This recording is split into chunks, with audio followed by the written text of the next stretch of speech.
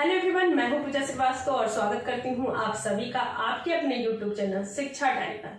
Friends, आज की ये वीडियो बिहार शिक्षक भर्ती फेज 2 की एलिजिबिलिटी क्राइटेरिया क्या है, एग्जाम पैटर्न क्या है, 6 to 8 पे हम बात करेंगे।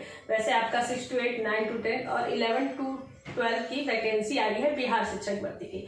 पर यहाँ पे हम आज की वीडियो में डिस्कस करने वाले हैं कि 6 to 8 का जो एलिजिबिलिटी क्राइटेरिया क्या है, एग्जाम पैटर्न क्या है और सीटेट में कितने मार्क्स वाले बिहार शिक्षक भर्ती फेज 2 के लिए एलिजिबल है। और जैसा कि मैंने थंबनेल में लिखा है सीटेट फेल वाले भी योग्य, तो क्या सीटेट फेल वाले, इसका क्या मतलब है, ये सारी चीजें हम इस वीडियो में डिस्कस करेंगे। तो अगर आप चैनल पे नए हैं तो प्लीज वीडियो पे सब्सक्राइब करके जुड़ सकते हैं।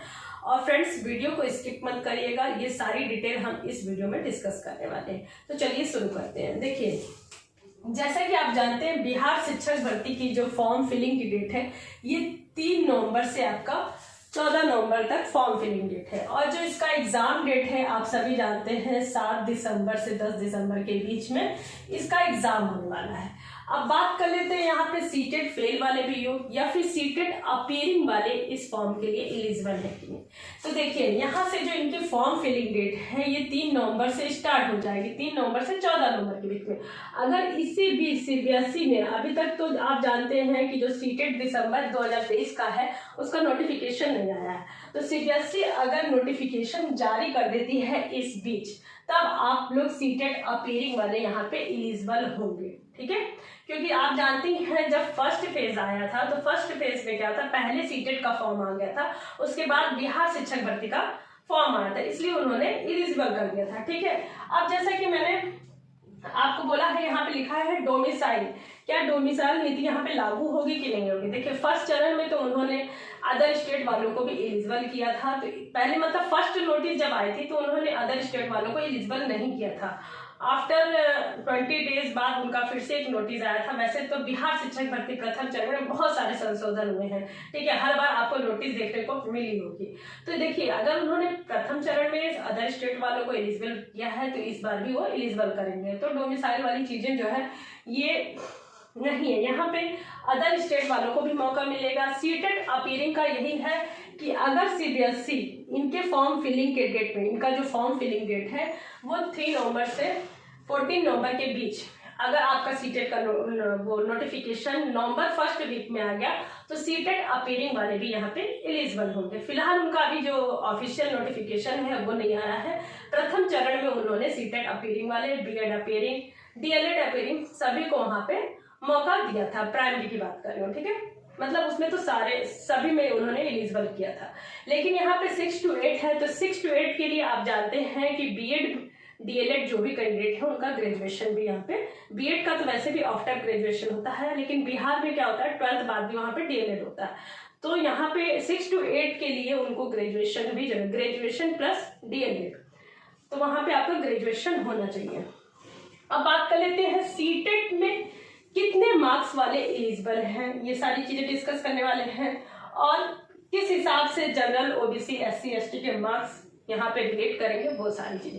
पहले हम बात कर लेते हैं कि जो एग्जाम पैटर्न है वो किस तरह से आएगा बीपीएससी फेज 2 का। मैं प्रथम, अभी तो ऑफिशियली जो नोटिफिकेशन नहीं आया है, तो आप जुड़ जाइएगा, जो भी अपडेट आएगी अगर आप चैनल को सब्सक्राइब करके जुड़ जाएंगे तो जल्दी ही आपको जो भी ऑफिशियल आएगा वो अपडेट भी मिलेगी। मैं फर्स्ट चरण के अकॉर्डिंग यहाँ पे आपको एग्जाम पैटर्न बता रही हूँ। देखिए, आपका जो बीपीएससी टायर 2 है 6 to 8 का मैं बता रही हूँ।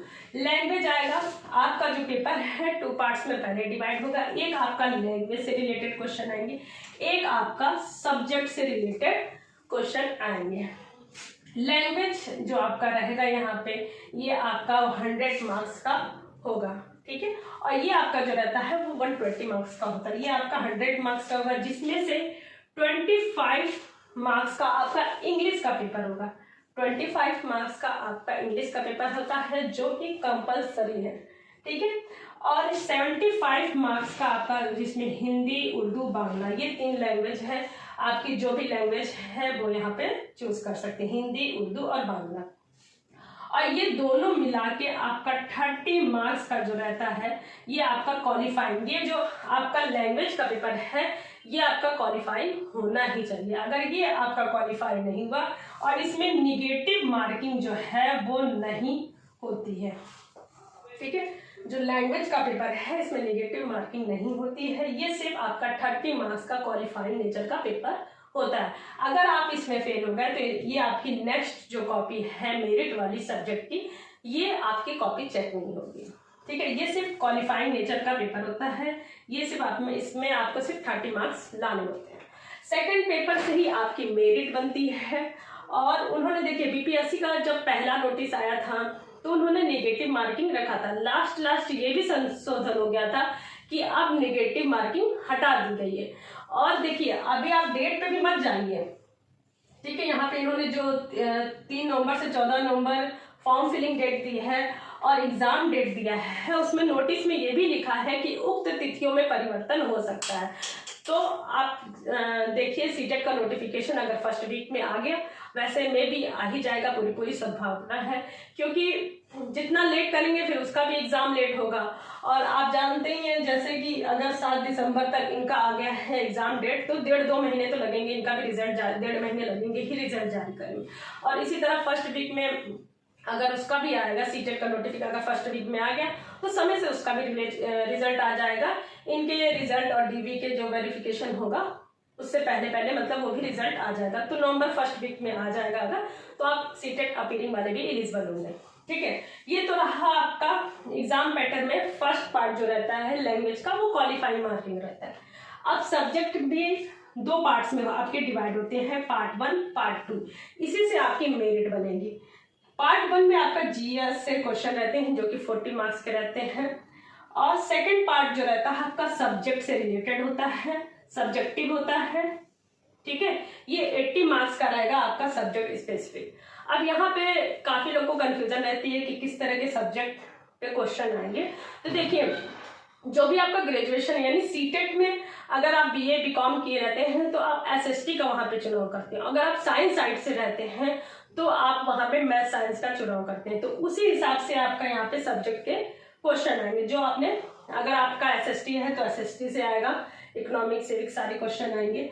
और अगर आपका मैथ साइंस है तो मैथ साइंस से क्वेश्चन आएंगे। और इसमें प्लस पॉइंट ये है कि सबसे ज्यादा जो क्वेश्चन है वो आपका एनसीईआरटी से ही क्वेश्चन आएंगे सबसे ज्यादा, क्योंकि इस बार जो पेपर हुआ है उसमें जो क्वेश्चन थे सबसे ज्यादा एनसीईआरटी से ही क्वेश्चन आए थे। तो ये रहा आपका एग्जाम पैटर्न जो प्रथम चरण में ऐसे ही था। तो सेम मैंने आपको बताया, बाकी ऑफिशियल अपडेट आएगी तो आप चैनल से जुड़े ही रहिए। जैसे अपडेट कोई आती तो मैं आपको इस चैनल के थ्रू दूंगी। अब बात कर लेते हैं यहाँ पे सीटेट में कितने मार्क्स वाले एलिजिबल हैं। तो देखिए 6 to 8 के लिए आपका सीटेट जो है वो लेवल 2 आपका क्लियर होना चाहिए, और या तो सीटेट लेवल 2 या फिर बीटेट लेवल 2 का पेपर आपका क्लियर होना चाहिए। अब जैसे मैंने यहाँ पे लिखा है सीटेट फेल वाले भी लोग, तो जैसा कि आप सभी जानते हैं कि सीटेट का जो पासिंग मार्क्स होता है वो 90 जनरल के लिए होता है और 82 आपका SC ST और OBC के लिए होता है। पर यहाँ पे इन्होंने 75 मार्क्स वालों को भी एलिजिबल कर रखा है। 75 किसके लिए? जो भी कैंडिडेट यहाँ पे बिहार से हैं जनरल कैटेगरी के लिए, तो वहां पे क्या हुआ, नोटिस में लिखा है कि जितने भी कैंडिडेट का 90 मार्क्स मार्क रहेगा, ओनली यहाँ पे मेल की बात कर रही हूँ मैं, ठीक है, मेल जितने भी हैं जनरल कैटेगरी से उनका वहां पे जितने भी मेल कैंडिडेट हैं उनका 90 मार्क्स होना चाहिए जनरल कैटेगरी के लिए। ठीक है, ओनली मेल, फीमेल के लिए अलग है। और ओबीसी के लिए वहां पे डिसाइड है 82 और SC ST के लिए हम वहां पे वो डिसाइड है 75 मार्क्स। आप जानते ही हैं कि 75 मार्क्स यहाँ पे सीटेट में फेल माना जाता है, लेकिन यहाँ पे 75 वाले में यहाँ पे BPSC टायर 2 के लिए एलिजिबल है। ठीक है, उन्होंने ये रखा। जनरल के लिए क्या है, वहां पे फीमेल जनरल वालों को छूट है 5% की, यानी उन लोग भी 55% मार्क्स अगर है, यानी उनका अगर फीमेल कैंडिडेट है और 82 मार्क्स है तो वहां पे एलिजिबल है। ठीक है, वैसे सीटेट में चाहे जनरल मेल हो चाहे फीमेल हो, जनरल कैंडिडेट 82 पे फेल होते हैं। पर वहां पे जनरल कैंडिडेट की जो फीमेल होती हैं, अदर स्टेट वाले भी अगर बिहार में फॉर्म भर रहे हैं और उनका 82 मार्क्स है तो एलिजिबल होंगी फीमेल। लेकिन मेल के लिए जनरल मेल है तो उनका 90 मार्क्स ही कंसिडर किया जाएगा। और अदर स्टेट की जो फीमेल है वहाँ जनरल में ही काउंट होंगी। तो वहाँ पे जनरल के लिए फीमेल जो कैंडिडेट हैं उनके लिए 82 मार्क्स ही कंसिडर रखा गया है। तो अदर स्टेट के लिए भी फीमेल 82 मार्क्स वाली वहाँ पे एलिजिबल है और अदर स्टेट वाले इस फॉर्म के लिए एलिजिबल हैं तो आप फॉर्म फिल कर सकते हैं। और रही बात सीटेट अपीयरिंग की, तो सीटेट अपीयरिंग का यही है कि देखिए अगर सीबीएसई यहाँ पे रिजल्ट सीबीएसई अगर यहाँ पे फॉर्म जो है नोटिफिकेशन दे देती है नवंबर फर्स्ट वीक में, तो आप लोग इस फॉर्म के लिए एलिजिबल रहेंगे। क्योंकि जब फर्स्ट चरण आया था तो पहले बीपीएससी का फॉर्म आ गया था, उसके बाद सीटेट का आया था, तो इसलिए उन्होंने सीटेट अपीयरिंग वालों को भी मौका दे दिया था। यहाँ तक बीएड अपीयरिंग और डीएलएड अपीयरिंग को मौका दिया था, लेकिन फर्स्ट ईयर में या फर्स्ट सेमेस्टर में होंगे तो उन लोग के लिए नहीं है। जिनका बीएड लास्ट सेमेस्टर में मतलब एग्जाम दे चुके हों, रिजल्ट आना बाकी रहेगा, तो वो इसके लिए एलिजिबल हो सकते हैं।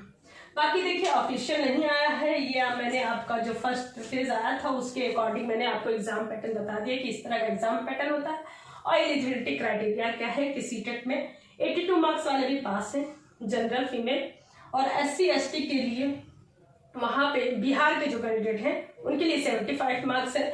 लेकिन अदर स्टेट वाले अगर SC ST हैं तो मेल कैंडिडेट जनरल में ही काउंट होंगे, यानी SC ST के लिए वहाँ पे 90 मार्क्स होगा अदर स्टेट के लिए। और अदर स्टेट फीमेल के लिए चाहे वो SC ST हो या जनरल हो या फिर वो OBC से हो, सबका वहाँ पे 82 मार्क्स वाले फीमेल कंसिडर वहाँ पे हो सकते हैं एग्जाम के लिए। तो फ्रेंड्स आई होप आपके जो भी डाउट थे सीटेट में मार्क्स को लेके और एग्जाम पैटर्न को लेकर और सीटेट अपीयरिंग को लेकर, आई होप सारे डाउट क्लियर हो गए होंगे। अगर अभी भी कोई डाउट है इससे रिलेटेड आपका, तो आप मुझे कमेंट सेक्शन में कमेंट कर दीजिएगा, मैं उसका रिप्लाई देने की जरूर कोशिश करूँगी। तो फ्रेंड्स अगर आपको वीडियो अच्छी लगी तो प्लीज़ वीडियो पर लाइक जरूर करिएगा। Thank you. जय हिंद, जय भारत, वंदे मातरम।